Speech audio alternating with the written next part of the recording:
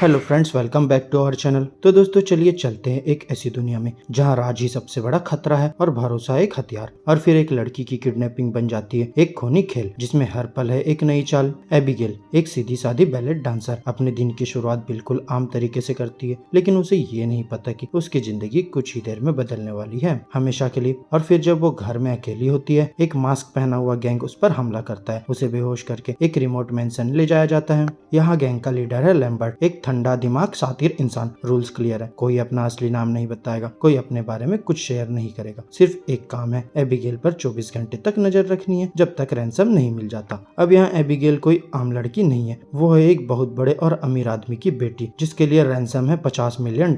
यहाँ हर किडनैपर को मिलेंगे $7 मिलियन अगर सब कुछ ठीक से चला। वही किडनैपर गैंग के मेंबर्स है जोई, एक फॉर्मर आर्मी मेडिक जिसके अंदर अभी भी थोड़ी इंसानियत जिंदा है। फ्रैंक एक एक्स डिटेक्टिव, बहुत तेज और हमेशा शक में रहता है। रिकल्स एक marine sniper, deadly and disciplined. Dean एक रूथलेस ड्राइवर जिसके पास कोई एम्पैथी नहीं। सैमी एक हैकर जिसे टैग से खेलना पसंद है। और पीटर एक थोड़ा स्लो ठग जिसका कनेक्शन कैनेडियन माफिया से है। अब यहाँ जोई जब एबिगेल की हेल्थ चेक करने जाती है तो लड़की ज्यादा गुस्से में नहीं होती बल्कि डरी हुई लगती है। वो रिक्वेस्ट करती है कि उसका ब्लाइंडफोल्ड थोड़ा लूज किया जाए और जोई मान जाती है। दोनों के बीच एक छोटी सी बातचीत होती है। एबिगेल अपना नाम बताती है और कहती है कि उसके फादर को उसकी कोई परवाह नहीं। और फिर यहाँ जोई भी अपने बेटे का जिक्र करती है। ये बात फ्रैंक को थोड़ी अजीब लगती है। और फिर जब वो एबिगेल से अकेला मिलता है, लड़की एक नाम बताती है जो सब कुछ बदल देता है, क्रिस्टोफ लेजर। यहाँ फ्रैंक का चेहरा सफेद पड़ जाता है। वो तुरंत गैंग से निकलने की बात करता है। क्योंकि लेजर कोई आम आदमी नहीं है, वो है एक क्राइम लॉर्ड जिसका नाम सुनते ही लोग कांप जाते हैं। सालों पहले उसकी गैंग के कुछ लोग FBI के हाथ लग गए थे, लेकिन कोर्ट ट्रायल से पहले उनकी लाशें मिली, सर कटा हुआ, हाथ पैर अलग और एक नाम लिखा हुआ था,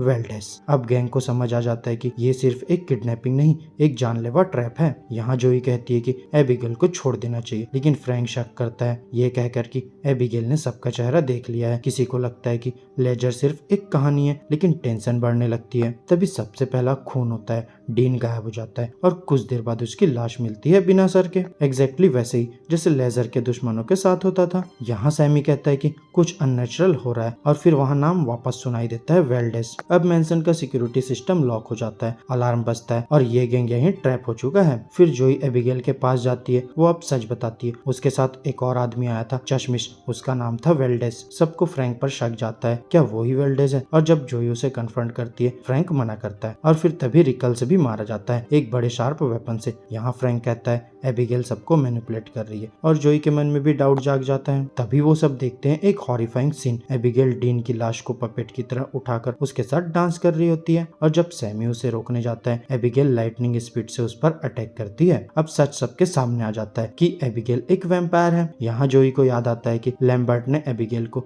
जो ट्रैंकुलाइजर दिया था वो काम आ सकता है। तो फिर गैंग उसे दोबारा बेहोश करने की प्लानिंग करता है, लेकिन एबिगेल एक एक करके सबको खत्म करने लगती है। सैमी को तो वो वैम्पायर बना देती है, जो बाकी सबको कंफ्यूज करने लगती है अपनी इनोसेंस से। यहाँ जोई और फ्रैंक किसी तरह बच जाते हैं और कंट्रोल रूम तक पहुँचते हैं। वहाँ उन्हें मिलता है लैम्बर्ट। अब वो भी वैम्पायर बन चुका होता है और वो कहता है कि 2 साल पहले एबिगेल ने उसे टर्न किया था, तब से वो लेजर के दुश्मनों को ट्रैप कर रहा है एबिगेल के लिए। यहाँ लैम्बर्ट फ्रैंक को ऑफर देता है पावर, इमोर्टेलिटी और फिर फ्रैंक दिखावा करता है मान जाने का, लेकिन जब लैम्बर्ट अपना गार्ड नीचे करता है, फ्रैंक उसे मार देता है। एबिगेल को ये बिट्रेयल महसूस हो जाता है और वो फ्रैंक पर अटैक करती है। फ्रैंक मुश्किल से बच पाता है, लेकिन लड़ाई में वो एबिगेल का खून पी लेता है, जिससे उसमें भी वैम्पायर पावर्स आ जाती है। वहीं दूसरी तरफ जोई सिक्योरिटी डिसेबल कर देती है और मैंसन से भागने लगती है, लेकिन फ्रैंक अब आधा वैम्पायर उसके पीछे आ जाता है। वो कहता है कि अब वो इंसान नहीं रहा, लेकिन जोई उसे रोकने की कोशिश करती है और तभी क्रिस्टोफ लेजर खुद आ जाता है। यहाँ क्रिस्टोफ लेजर जोई को मारने ही वाला होता है, लेकिन एबिगेल बीच में आ जाती है। वो अपने फादर से कहती है इस औरत ने मेरी जान बचाई है। लेजर, जिसकी आंखों में कभी कोई इमोशन नहीं होता, उस पल रुक जाता है और जोई को जिंदा छोड़ देता है। अब यहाँ खून से भरी थकी हारी जोई